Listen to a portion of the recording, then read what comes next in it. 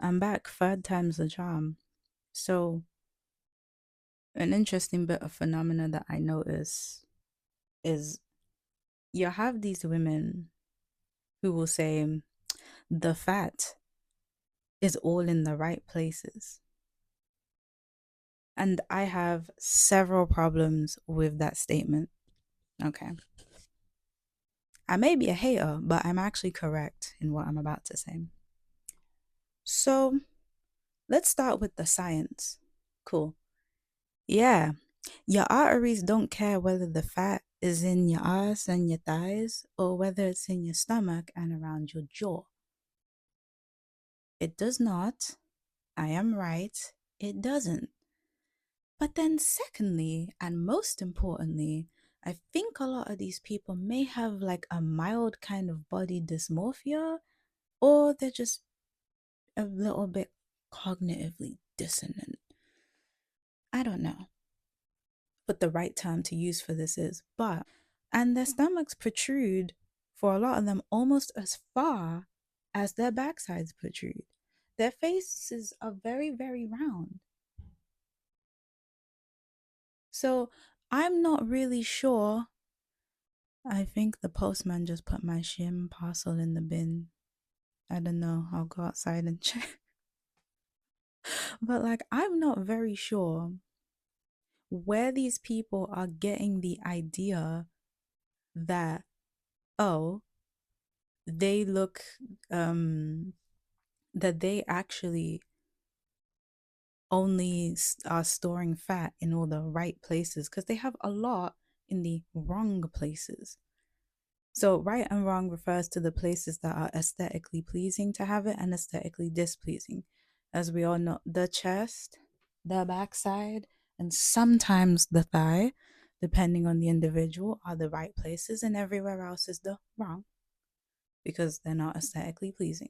But, like, it'll be a lady with like 8-inch wrists that's telling you this. Like, yeah, I know that's an exaggeration, but they'll have like literally big everything. Like if you have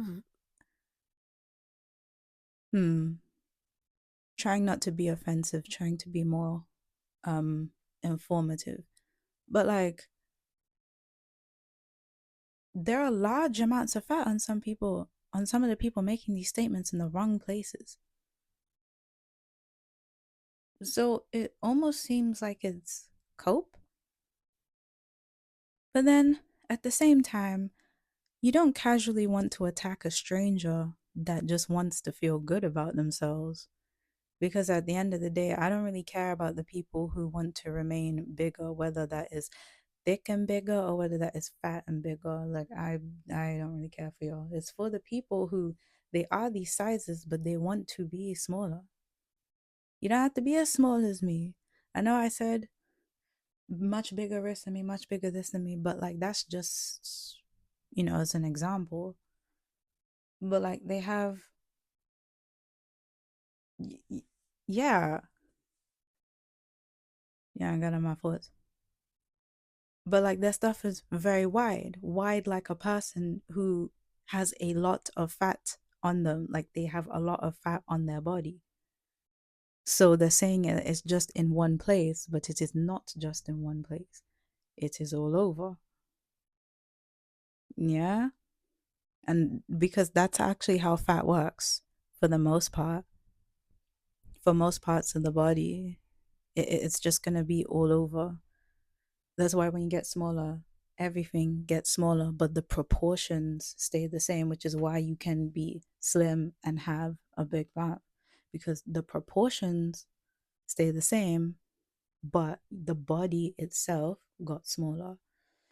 So it's like instead of having a so instead of having a like 40-inch chest, 28-inch waist, and 40-inch glutes, trying to make up realistic but big numbers, that person will now have what's mine?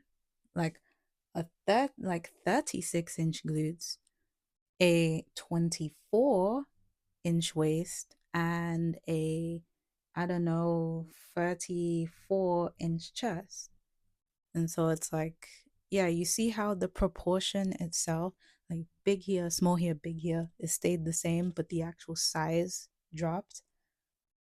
Yeah. Like I said, nobody has to get like proper small, but just know you do, some of you do look a bit mad when you're saying yes, all the fat's in the right places, because it's actually everywhere. That's all.